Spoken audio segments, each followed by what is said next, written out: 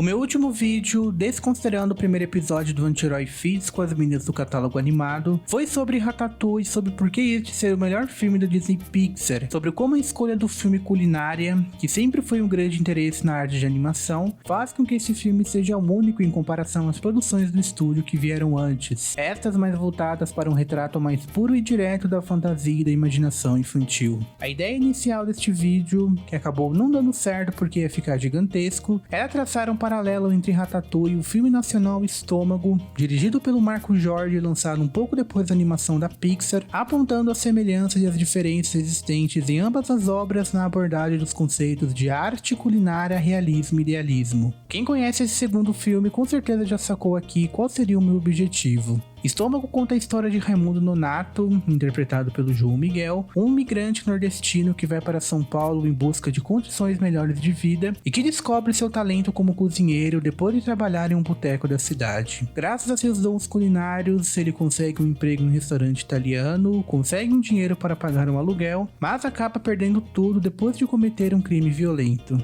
Porém, da mesma forma como Raimundo Nonato encontrou na culinária uma fonte de subsistência, é com a arte de cozinhar que ele consegue sobreviver e ganhar respeito na cadeia. Fazendo uma pesquisa sobre este filme, li uma entrevista do Marco Jorge onde ele diz em tom de ironia que Estômago é o Ratatouille da cozinha dos pobres, entre aspas. O restaurante chique em Paris é substituído pelo boteco de São Paulo e a sopa e o prato assado com legumes são substituídos pelas coxinhas e pastéis. Porém, o contraste entre os dois filmes não está somente na comida e na ambientação, mas também no seu conceito inicial propriamente dito. Eu amo como Estômago serve quase como uma forma de satirizar, entre aspas, Ratatouille. Isso porque tudo aquilo que é apontado como parte da problemática central da animação da Pixar são coisas extremamente mundanas no filme do Marco Jorge. Uma delas é a questão da higiene. As cenas em que o Raimundo Nonato está montando os pastéis são gravadas em plano detalhe e revelam como a higiene é a última das preocupações do personagem.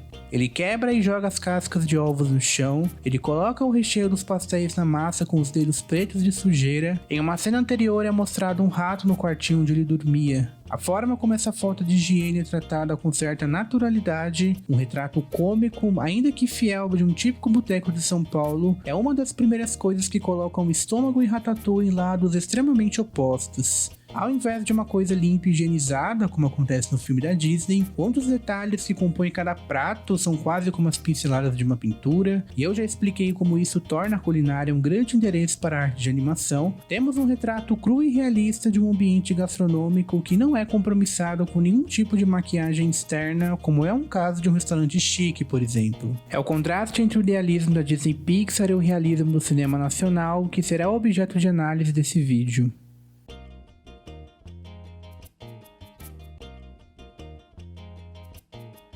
Após alguns meses trabalhando com Zumiro, dono do boteco, Raimundo Nonato vai trabalhar no restaurante italiano do Giovanni como assistente de cozinheiro. Ao contrário do boteco do Zumiro, que é um estabelecimento popular que faz comida do povão, o restaurante do Giovanni é um lugar fino e renomado igual ao restaurante do Gustei em Ratatouille. É aqui que o Raimundo aprende truques da alta gastronomia, coisas como manter a garrafa do vinho deitada para não deixar a rolha ressecar, fritar o alho por último na hora de fazer o macarrão, conhecer os comerciantes do mercado municipal para ter os melhores produtos, montar um prato simples e vendê-lo como algo gourmet, enfim. O Giovanni, assim como a Colette em Ratatouille, é adepto daquela ideia de que a culinária é uma arte, de que os ingredientes são a tinta, o prato é o quadro e todo aquele papo que a gente já conhece. Ele faz analogias entre a gastronomia e a pintura, entre o chefe de cozinha e o pintor, falando de Picasso e coisa e tal, enquanto ela faz analogias entre a arte de cozinhar e o passado dos cozinheiros da equipe, alguns que são até ex-criminosos e assassinos, dizendo que todo chefe de cozinha é um artista, enquanto dá dicas de culinária para Linguini, da mesma forma que o Giovanni faz para o Raimundo.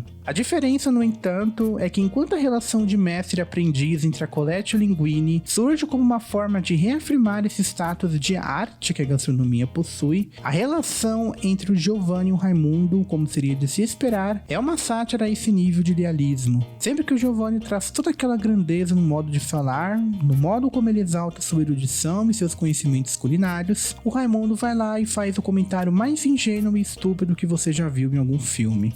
Quanto tem de tinta num quadro? R$100? E depois o quadro é vendido por quanto? Milhões de dólares? Então, A mesma coisa na cozinha. Isso é arte, Nonato. É um Picasso. Seu Giovanni, deixa eu perguntar um negocinho. Pode? Fala. Nós bota a tinta. É um tico antes de botar o prato na mesa, né?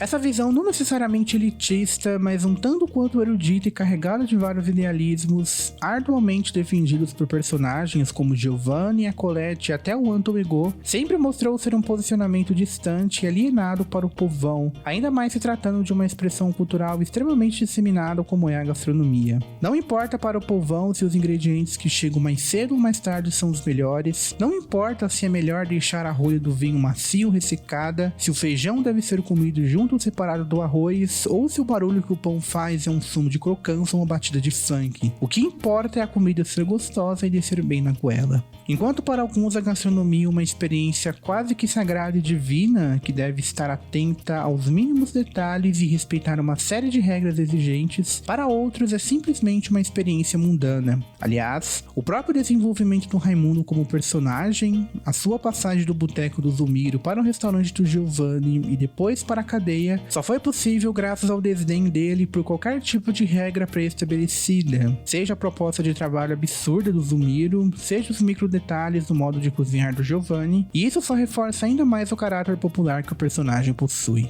Ao contrário do Remy em Ratatouille, o Raimundo é movido apenas por um puro e simples instinto de sobrevivência. Ele vira cozinheiro não necessariamente porque ele tinha o sonho de se tornar o mais renomado chefe de cozinha, mas porque isso era o que ele tinha para ganhar a vida naquele momento. Assim como o típico trabalhador brasileiro, ele se vê obrigado a adaptar-se à necessidade do momento. Ele frita pastel e coxinha em boteco quando precisa fritar pastel e coxinha em boteco. Ele cozinha pratos italianos em restaurante chique quando precisa cozinhar pratos italianos em restaurante chique. Ele dá um tchan na comida da cadeia para ganhar respeito de bandido quando precisa dar um tchan na comida da cadeia para ganhar respeito de bandido. O Raimundo Nonato basicamente é o exato oposto do idealismo do Remy, este que sempre foi movido por um sonho de vida idealista e que sempre teve o renomado restaurante do Gustave como referência. É até engraçado imaginar que o Remy em momento algum cogitou cozinhar para algum restaurante mais popular de Paris, para algum bar, boteco ou o que quer que exista lá em Paris semelhante a isso.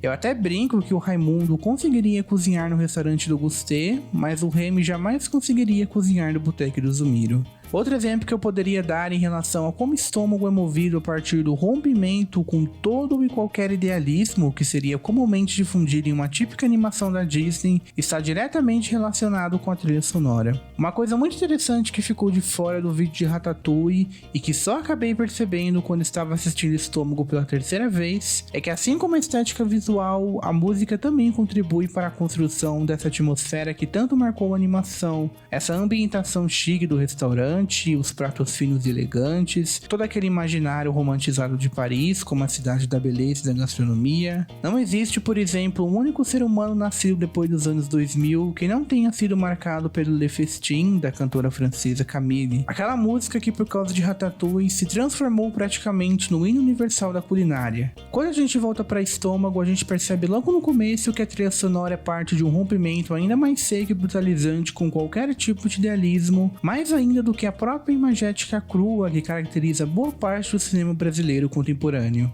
Na cena em que Raimundo Nonato está preparando a massa dos pastéis, misturando os ovos na farinha, começa a tocar uma música calma que parece uma espécie de jazz, de bossa nova ou alguma coisa do tipo, uma trilha sonora que poderia facilmente ser parte de Ratatouille. De repente, a música é interrompida quando Zumiro aparece pedindo grosseiramente para que Raimundo coloque cachaça na massa do pastel.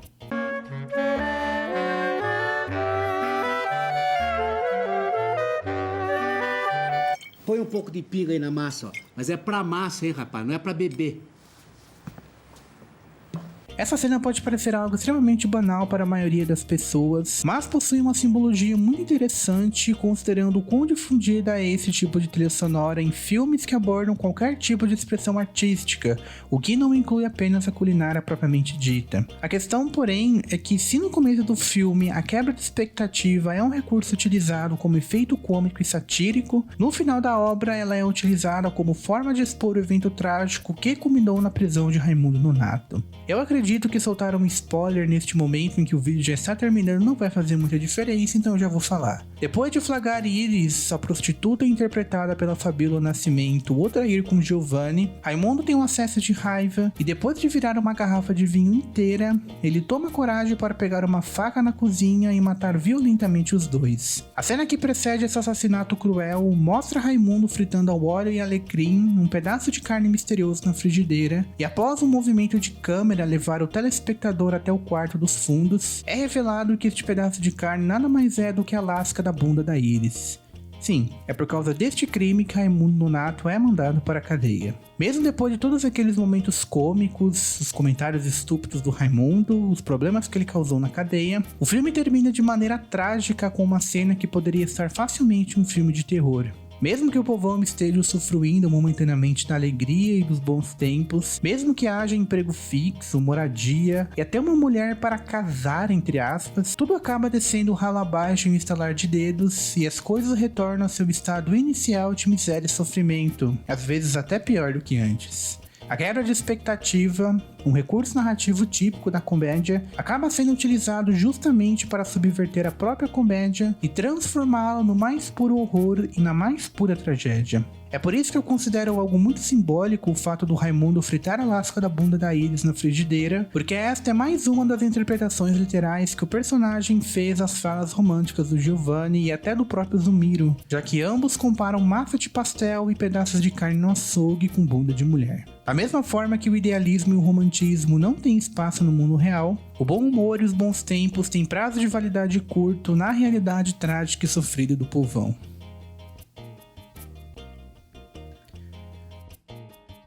Muito obrigado por terem chegado até aqui, eu espero que vocês realmente tenham gostado do vídeo. Meu nome é Vinícius, esse foi mais um vídeo do Anti-Herói, um projeto de vídeo ensaio do YouTube. Se inscrevam, curtam, ativem as notificações e todo aquele clichê do YouTube e até mais.